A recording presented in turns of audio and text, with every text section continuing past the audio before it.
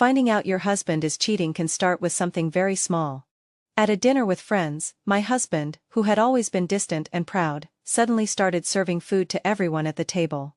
Later that night, I heard him murmuring a line from Roman Holiday in his study. To shake your hand, I shook hands with everyone in the room. I almost laughed. My husband, Ethan, and I both came from tiny, forgettable hometowns. We were the kind of kids who studied our way out. We clawed our way through brutal exams, earned strong degrees, and eventually landed stable government jobs.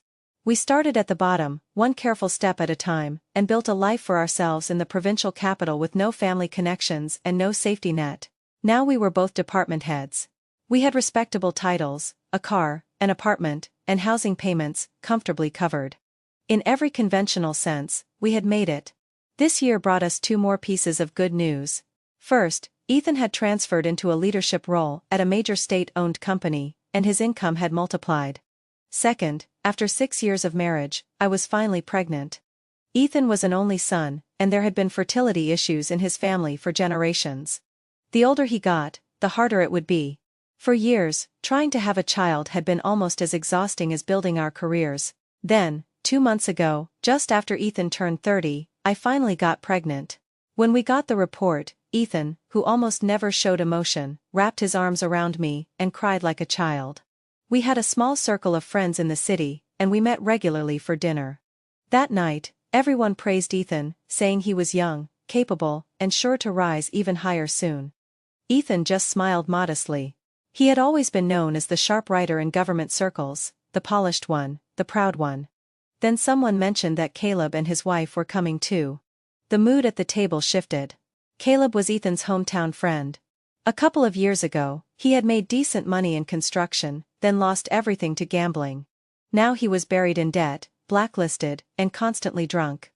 At these dinners, he always got wasted, cursed the world, and complained that life was unfair. The last time, he even beat up an old friend badly enough to put him in the hospital. I invited him, Ethan said calmly, setting down his teacup. He's been our friend for years. Just because someone falls on hard times doesn't mean you stop being friends. No one could argue after that. They all gave awkward smiles and nodded. I frowned slightly. Not because I disagreed, but because I was pregnant, and Caleb was a heavy smoker. He would chain smoke through the whole meal, and if anyone objected, he'd sneer like they were looking down on him. I was about to say something to Ethan, but I noticed he was staring at the door, as if waiting for someone. Then the door flew open. I jumped. Caleb stormed in swearing about the parking fee, then turned and cursed at the woman behind him. What kind of wife sides against her own husband? You always take everyone else's side before mine. The woman following him kept her head down. There were faint finger marks on her face. This was his wife, Grace.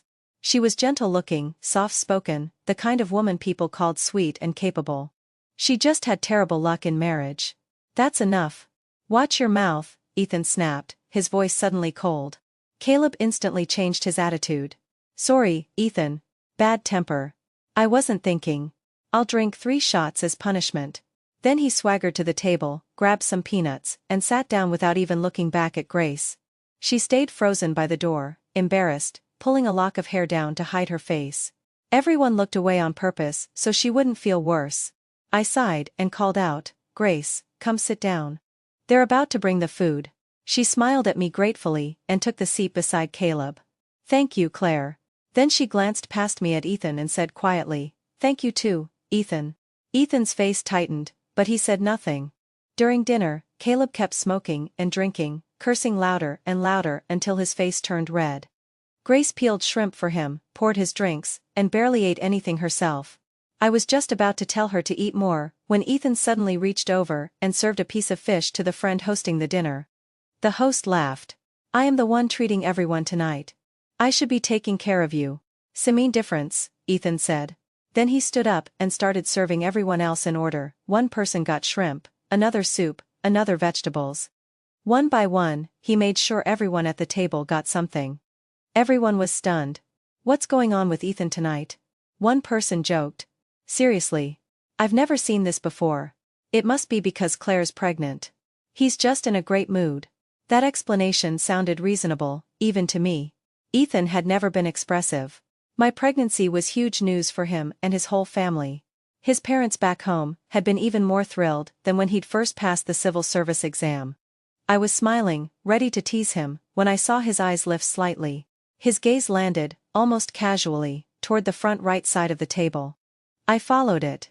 Grace had lowered her head and was sipping soup in tiny mouthfuls. Behind the strands of hair falling beside her face, I could see her eyes were red. Ethan had just poured her a bowl of chicken soup. I work in HR, so I am used to reading people. And I could tell immediately that Ethan's strange behavior that night had all been for one purpose, giving Grace that bowl of soup without making it obvious. Why was Ethan suddenly so concerned about Grace? I thought back to 2 months earlier, when Caleb's father had died. Ethan had gone back to their hometown for the funeral and stayed 5 days. He had traveled there and back with Caleb and Grace. Had something happened during that trip? I don't jump to conclusions lightly. That's a habit my job gave me. Objectively speaking, Ethan had always been good to me. We met in college by the artificial lake on campus. He was always the first one there for morning study. I was always the second. We were incredibly similar, small-town kids, poor backgrounds, raised by whole families who pinned everything on us. We carried pressure and glory at the same time, ran forward without letting ourselves rest. With him, it felt like I had finally found someone who understood. I thought I meant something similar to him too. I said nothing about the dinner. That night, he held me in bed, desire thick in his voice. Claire, not yet. No, it's still too early in the pregnancy. Wait a little longer. He let out a heavy breath, got out of bed, and said helplessly, I'll go take a cold shower. I was half asleep when he shook me awake. He was frowning. Caleb's drunk again. He's smashing things at home. I am going over. Who called you? I asked. His wife. She and the kid were both crying on the phone. It sounded bad. I checked my phone. It was after 11. It's too late. Don't go. If it's really serious, she can call the police. And this is their family matter. You are not related to them, Claire. Ethan cut me off sharply. I stared at him, startled. His face was full of impatience, and there was something mocking in his eyes I had never seen before. When did you become this selfish? Just because your life is comfortable now, you can watch someone like you suffer and feel nothing. You know what Grace is like. If she had any other choice, she wouldn't ask me for help. Claire, don't you feel ashamed saying something this cold about a friend? I looked at him as if I didn't know him. I haven't liked fighting for a long time. With coworkers, family, anyone. Arguments don't solve problems. They just turn conversations into emotional collisions. Even when people fight, it should be a method, not the goal. Anger only hurts the person carrying it. So I closed my eyes, stayed calm, and asked, why should I feel ashamed that I built my own life step by step, while someone else is unhappy? Ethan looked down at me from beside the bed. I am going. I didn't know when he came home that night. The next morning, his shoes were lying by the door, and the guest room door was shut. I had an important review meeting at work that day. I couldn't let him throw me off. By that evening, the tension seemed to disappear. When I got home, he had hot food on the table, a plate of cut fruit, and even a birthday cake. Carrying a bowl of soup, he smiled, as if nothing had happened. Perfect timing. Wash your hands. I made your favorite braised fish. I lowered my eyes, set down my bag, then looked up and smiled back. Happy birthday. He laughed. 31 already. I am an old man now. Over dinner, he said casually. I just yelled at Caleb last night, and came right back. I didn't want to wake you, so I slept in the other room. I nodded, and said nothing. After dinner, I turned to him. I haven't been sleeping well lately. Why don't you stay in the guest room for now? He paused. Okay. For a while after that, our life settled down again. I was busy with hiring and onboarding at work. He was busy launching a new project. It almost felt like nothing had happened. We were both rational people. We always weighed costs and benefits. I used to think that was one of the advantages of marrying someone logical. I would soon find out I was wrong. Then my brother, Ryan, called me. He was 6 years younger than me, fresh out of graduate school, and job hunting. He rambled for a while before finally asking, Claire, how have things been with you and Ethan lately? If you have something to say it, I told him. When he finally did, anger rose inside me. Ryan had studied materials engineering. At his school, almost everyone in that major who wanted to stay in the city ended up at the company Ethan now managed. Almost everyone. Ryan had been rejected in the interview stage.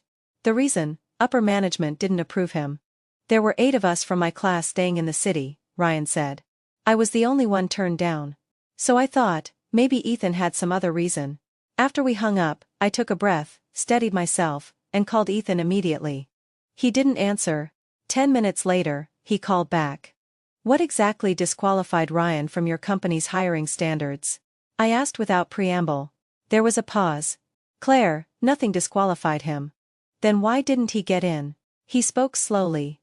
The executive team wanted someone with real-world experience, so there was one fewer opening this round. After discussing it, I was the one who suggested removing Ryan's name. I am new in this position. If I hire my own brother-in-law right away, people will talk. Claire, you should understand that. I do not understand, I cut in. Ryan chose that major before you took this job. He would have gotten in no matter who was managing that company. That isn't favoritism. And if the executive team decided they wanted someone with work experience and cut a position, as deputy GM in charge, wasn't that basically your proposal? Ethan was silent for a few seconds, then his tone turned colder.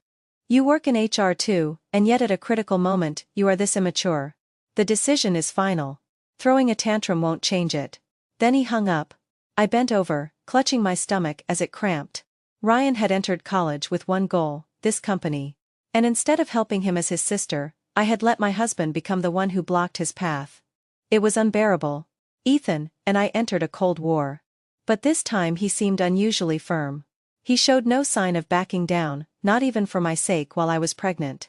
Ryan tried to comfort me instead. Don't blame him, Claire. He just got there, so he probably has pressures I don't see. I am still young. Getting experience somewhere else wouldn't be the worst thing. 2 days later, I ran into Grace while eating out with coworkers. She was having dinner with a mixed group of men and women, speaking in their hometown accent. Probably a hometown gathering. When she saw me, she smiled and came over with a man. Claire, what a coincidence. I nodded politely. The man beside her beamed at me. My aunt told me you are Mr. Parker's wife. I wanted to come say hello. I work under him. I smiled politely. Which department? I am part of the new hiring class. Still on probation. Honestly, this was only possible because of Mr. Parker. The company never hires non-fresh graduates, but my aunt asked him to make an exception for me, otherwise I would have had no chance. I lowered my eyes and didn't say anything for a long moment. Grace spoke softly. Maybe one day Caleb and I can invite you and Ethan to dinner, just the 4 of us. I looked at the greasy layer floating on the soup in front of me. It made me sick. Then I lifted my gaze and smiled. Sure. That night around 10, Ethan walked into the bedroom while I was reading in bed. He held out a stack of cash. Ryan just graduated and needs to rent a place. Give him this. 5,000. Just a little help from his brother-in-law. I glanced at the money. No need. Ethan frowned and after a pause said, with visible restraint, Claire, you are not still upset about the interview, are you? I have a little authority now, yes, but that's exactly why every step I take feels dangerous. Why can't you try to understand me? I closed my book. No need means Ryan doesn't need to rent. He bought a place. Ethan froze. Bought a place. With what money? Your parents are retired. Didn't you say they were counting on him to start working first? I looked up and stared at him in silence. He met my eyes, and something clicked. His expression turned awkward. He has a master's degree. Even if he couldn't get into my company, he'd still find work somewhere. Claire, we're husband and wife. The closest people in each other's lives. You are pregnant. Do we really need to keep fighting over something like this?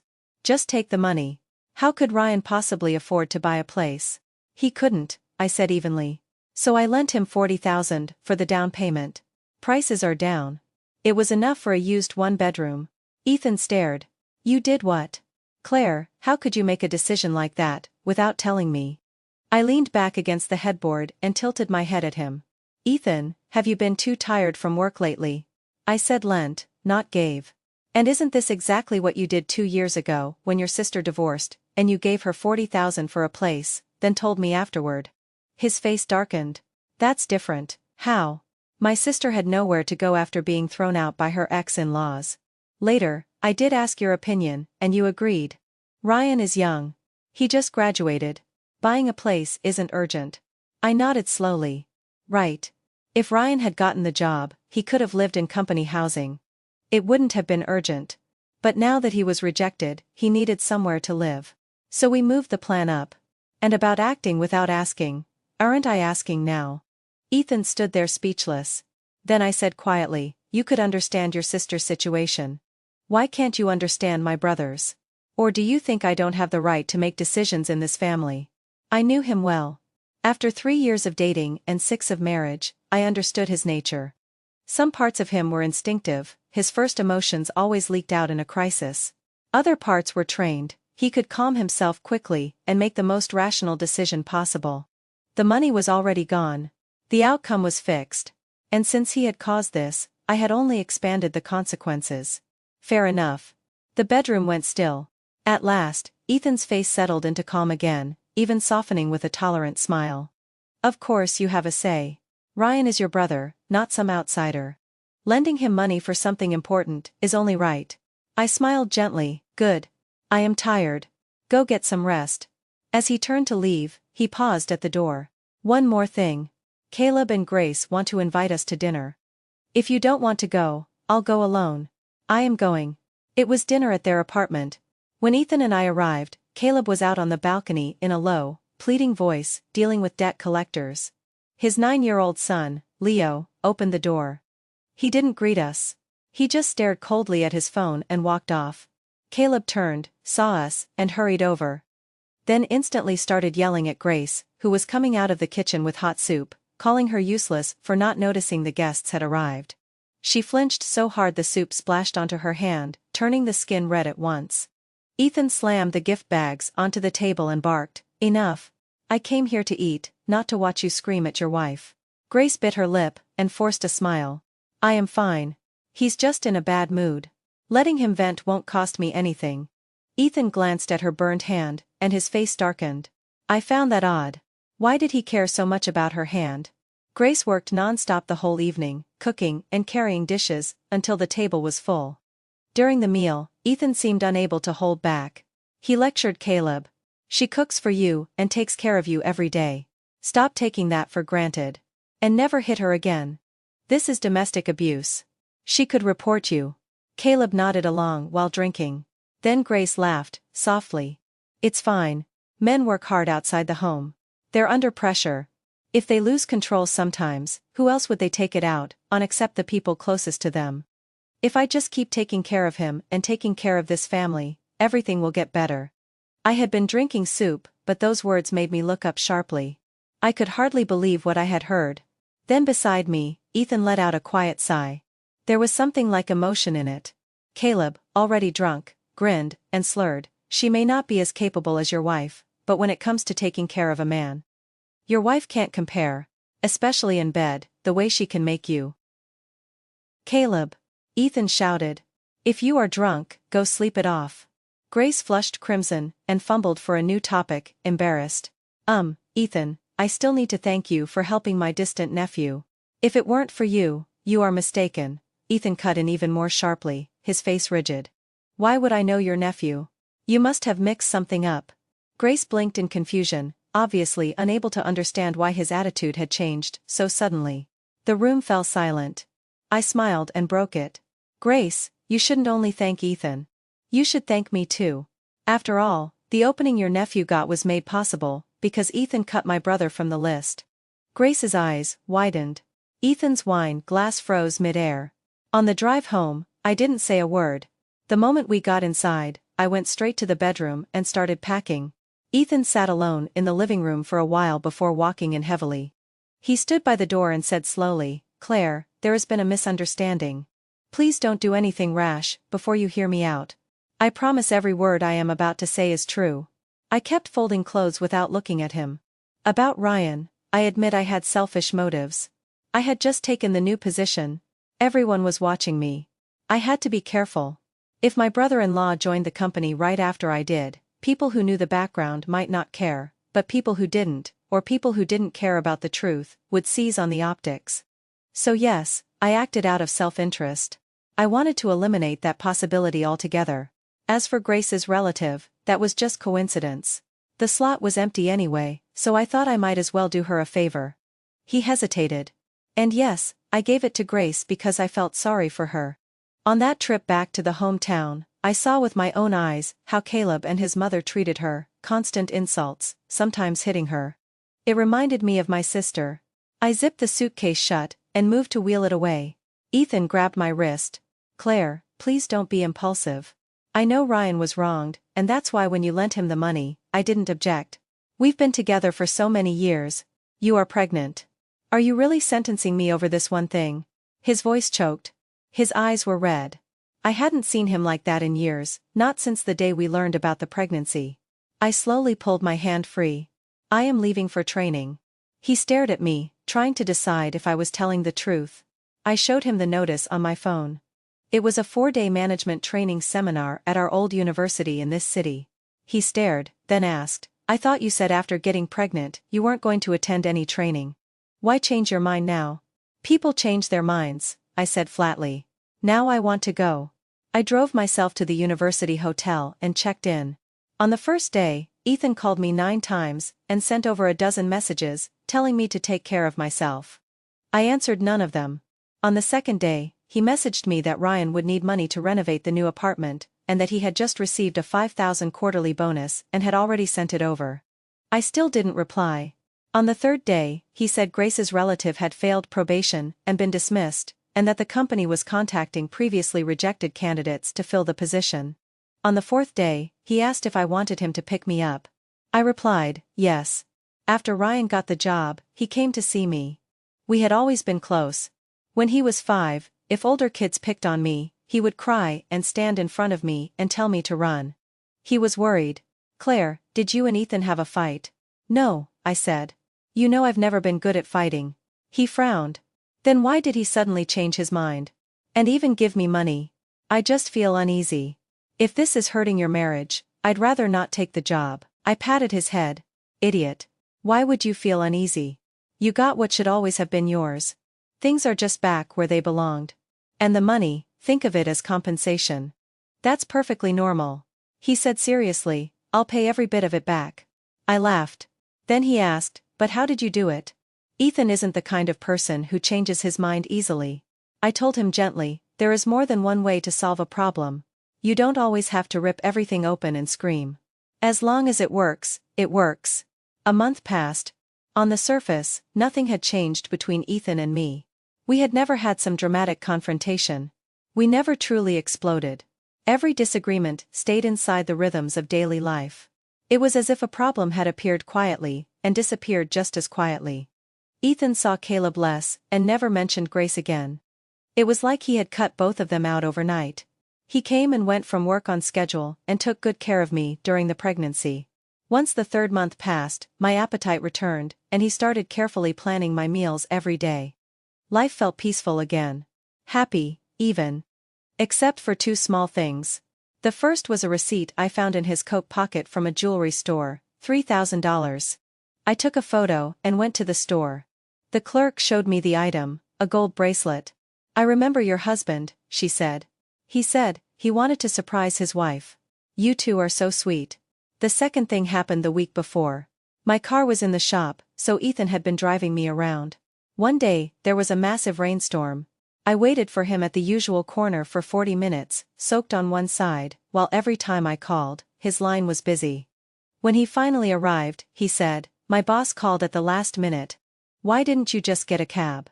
"You can't get one in weather like that," I said, sneezing. "But yesterday, when I went to buy pastries from a friend's bakery, she told me, your husband's car was parked outside my shop during the storm for nearly an hour. I thought no one was in it, but then the car suddenly started and drove off. Turns out, he'd been in there on the phone the whole time." I froze. "What time?" "Around 5 or 6. I turned toward the door. Her bakery was just around the corner from where I had been waiting. Which meant that, while I stood in the wind and rain for 40 minutes, Ethan had been sitting just around the corner in his car, on the phone. What emergency had been so important that he couldn't even drive a few yards forward to get me? That night, I heard him in his study watching Roman Holiday. Then I heard him murmur, "To shake your hand." I shook hands with everyone in the room. His eyes were half closed. There was an expression on his face I couldn't quite name. On the fourth day of that training seminar, I had gone back to the artificial lake at our old campus and sat there alone for a long time, staring at the water. I hesitated. I wavered. Halfway through, my mother called. She couldn't come help me because of her bad leg, so she just reminded me to keep my spirits up and eat well for the baby's sake. Then my mother-in-law called, saying she and Ethan's father wanted to come stay with us and take care of me. Almost on cue, Ethan sent a message, asking if I wanted him to pick me up. I scrolled through our chat history, one message after another, and touched my stomach. Before leaving the lake, I finally replied, yes. Ethan had good qualities. He was smart, steady, hard-working, and able to keep moving toward a goal. Most importantly, he had a future. That mattered. As for his flaws, I had always thought they came mostly from ordinary human nature, selfishness, impatience, vanity. I had flaws too. If they were kept under control, they didn't have to ruin a life. But now I thought maybe I needed to consider something else. The environment had changed. For the first time in his life, Ethan had reached a level he had never reached before. A new environment creates new problems. And new problems require new solutions. I just never expected the twists of fate to arrive the way they did, sudden and merciless. The day before my car was ready, I went to a meeting at the City Women's Association. The meeting ended early, so I took a taxi home. Up on the overpass, a truck slammed into us from behind. The car flipped over, then crashed into a support pillar, and finally stopped. I blacked out just as I saw the driver trying to crawl out. I don't know how long passed before I came to again, half conscious in the noise and chaos. Several cars had been hit, but ours was the worst. My stomach was starting to ache. I panicked. Then I heard the ambulance siren. Through the shattered glass, I saw my driver talking to the medics and pointing toward me. Relief washed over me. Then I saw Ethan. He stepped in front of them and stopped them. His face was severe. His voice was loud and clear. "Save the child first," he shouted. "I am asking you, save the child first." Behind him stood Grace, frantic and tearful. Leo was in her arms, screaming, blood running down his leg. When I woke up again, I was in the hospital. The doctor spoke gently. "You were lucky you wore your seatbelt. You only have a head injury. Now that you are awake, you should be okay." "What about my baby?" I asked, touching my stomach. "For now, things seem stable, but we need to keep watching." I was silent for a moment, then asked, "Were all the injured people from the accident brought here?" "Yes." As soon as the doctor left, I got out of bed. Room by room, I searched until I found who I was looking for. In the farthest room, Leo was asleep with one leg in a cast. Grace sat beside him, wiping tears from her face. "Thank God, you were there today," she was saying. "If you hadn't been, I wouldn't have known what to do." Ethan stood beside her. His expression was strained. He lifted a hand as if to touch her hair, then stopped himself mid-air. Grace saw the gesture and blushed. After a moment, she lowered her voice. "Ethan, you've been so good to me. I am willing." Ethan pressed his lips together. "You don't need to say that. We're friends. It's what anyone would do." Grace lowered her head, exposing the pale line of her neck. Her voice was soft as water. No one has ever treated me this well. I remember everything. That time, I asked if you could help my nephew. I was only trying my luck, and you said yes immediately. I never imagined you'd even put me ahead of your own wife. I know that was wrong, but I was so moved. And that day in the rain, when I was scared, you stopped your car and stayed on the phone with me for an entire hour. And today, after the accident, I didn't know who else to call, but you came so fast. I've had a terrible life. My parents favored my brother, and after I got married, Caleb just beat and cursed me. This is the first time in my life I've ever felt protected." As she spoke, she took Ethan's hand and pressed it to her cheek. He did not pull away. Then she said, "And I still remember that night, 2 months ago. We were driving back from Caleb's hometown in the mountains. Caleb had fallen asleep in the front seat. There wasn't enough room in the back because of the luggage, so you and I had to sit pressed together. I could tell right away you were having a hard time. I knew your wife was pregnant, so it must have been a long time for you. That's why I reached over and used my hand." "I remember," Ethan said suddenly. "The mountain road was pitch black. Your hand looked so white. I'd never seen a hand that white before." Grace went even redder. I only helped you that one time, and you treated me this well afterward. I've felt guilty ever since. Ethan was silent for a second, then said in a rough voice, that one time meant more than many times. By the time Ethan's parents called me, I was back in my room after surgery. They came straight from the train station when they heard I had been hurt. My mother-in-law looked at my swollen eyes and pale face and said, trembling, "The baby. The baby isn't." I lay weakly in bed and burst into tears. "Mom. Dad. The baby is gone. The doctor said if I'd gotten there 5 minutes earlier, the baby could have been saved. But the first ambulance was taken from me. They stole the ambulance. They stole the time that could have saved my child." My father-in-law roared, eyes blazing red. "Who did this? Who killed my grandson?" I cried so hard I passed out again. Later, a nurse told me what happened after. When Ethan's parents found out what had happened, they rushed into Grace's room. Ethan wasn't there, he was outside buying food for Grace and Leo. When he returned with burgers in his hands, he found his own parents pinning Grace to the floor and slapping her over and over while she screamed. My mother-in-law looked up, saw her son at the door, and cried out, "That woman's child took your wife's ambulance. Your son is dead." Ethan's eyes flew open wide. The bag slipped from his hands. Burgers scattered across the floor. While I slept in the hospital, Ethan's parents learned that the man who had stopped the ambulance was their own son. They slapped him several times, and finally looked up at the ceiling and sighed, "This is fate." In their grief, they decided I could never be allowed to know. If I found out, I would hate him forever. So when I woke and saw Ethan in a daze, crying and saying he had failed to protect our baby, he could only kneel there in pain and shame while hot tears rolled down his face. A few days later, I went home to recover. His parents had come full of hope and left shattered. When they left, they looked at me with deep pity. If the Parker family is meant to end with this generation, there is nothing anyone can do. We're just sorry you had to suffer. For the next month, Ethan took exquisite care of me. He was busy with work, but every hour outside work was devoted to me. He was more attentive than many men are even after childbirth. Most days, I lay in bed, ate the meals he cooked for me, and read. As he grew thinner and thinner, I recovered little by little. Leaders from my workplace and a representative from the Women's Association came to see me. I had been injured while traveling for official work, so it counted as a workplace injury. My top supervisor was a woman, and she truly understood what I had been through. She stood by my bed and comforted me. "Claire, don't worry about work. Don't carry any burden over that. Everyone in this office has seen your attitude and your dedication. For this year's Excellence Award, you received the highest number of votes." I thanked her with visible emotion. After they left, I leaned back against the pillow, closed my eyes, and thought. Ethan came in and asked softly, "What kind of soup would you like today?" I thought for a moment. "Pork rib and lotus root." "Okay. I'll go buy fresh ingredients now." I watched his back disappear through the door, then picked up my book again, and read my notes aloud, word by word. You have to make full use of your own initiative, and break through the obstacles ahead. Turn disadvantage into advantage. Transform unfavorable conditions into favorable ones. When I was almost fully recovered, Caleb and Grace came to visit me. I was warm and pleasant to Grace, though she wouldn't quite meet my eyes. While we talked, my gaze landed on her wrist. "Grace, that gold bracelet is beautiful. It must have been expensive." Caleb snorted, Buy real gold. It's fake junk from some street stall." Grace panicked immediately. Yeah, just a cheap imitation. I only bought it because it looks shiny." I smiled as if something had just occurred to me, pulled out my phone, and showed them the photo from the jewelry store.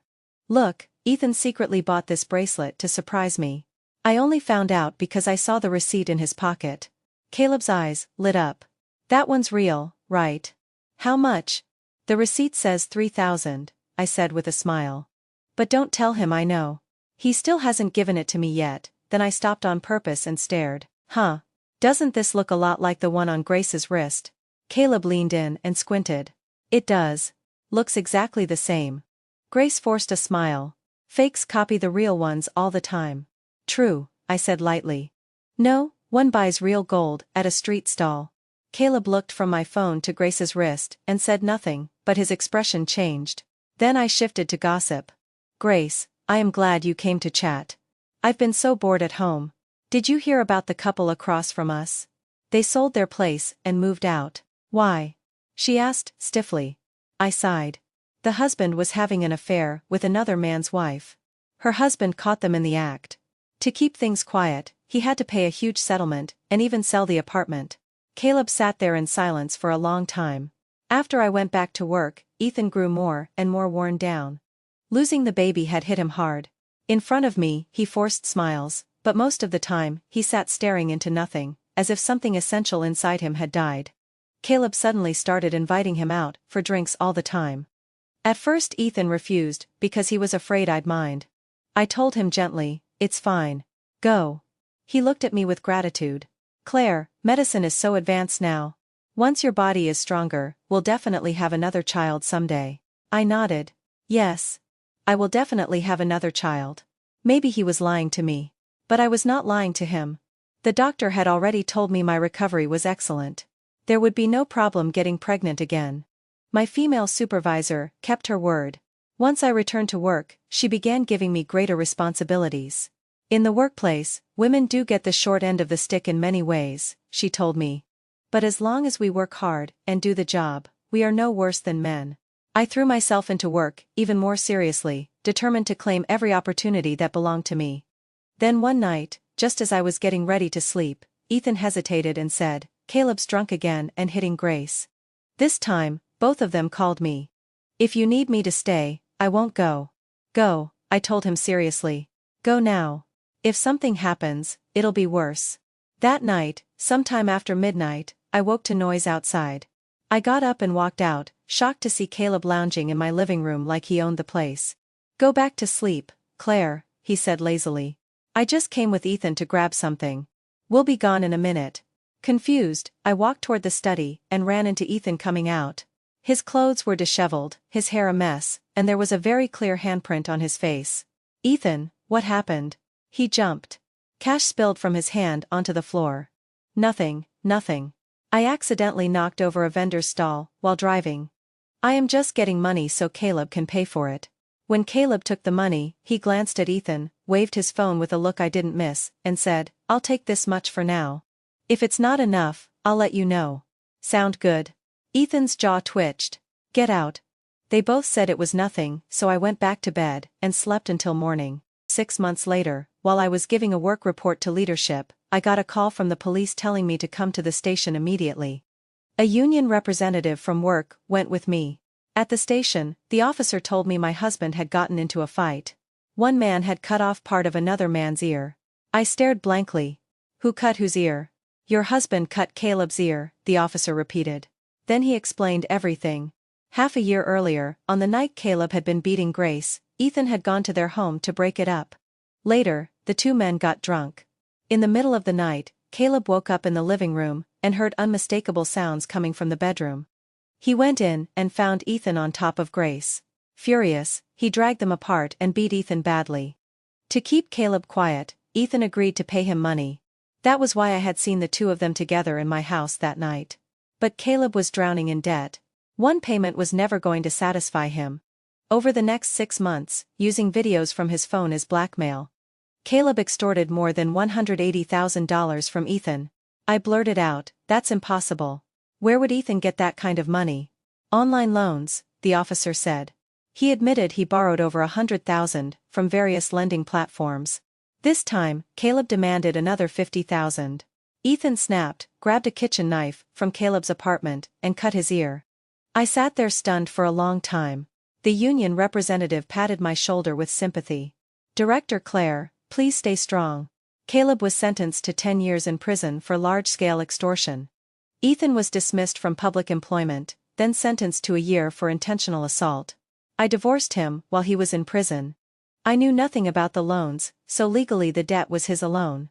The day we signed the papers, I saw him for the first time in months. He was shockingly thin, like a different man. He didn't cry. He just sat there blank and numb.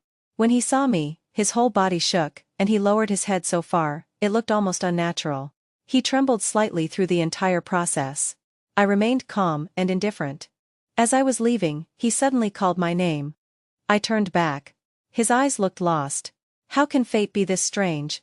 Not long ago, I was standing at the top, full of confidence. How can a person change this completely, this fast? Claire, tell me why. I looked at him in silence. Back at work, my colleagues congratulated me. My temporary leadership assignment had been approved. 2 months earlier, when Ethan's scandal was making waves everywhere, I had gone to my supervisor and honestly asked for the chance to work in a county-level post for a while. I wanted a different environment. I was on my way to thank her when my doctor called me on video.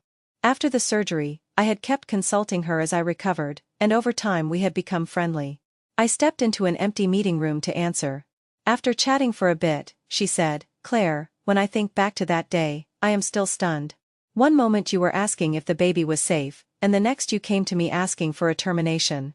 Where did that kind of courage even come from?" I smiled.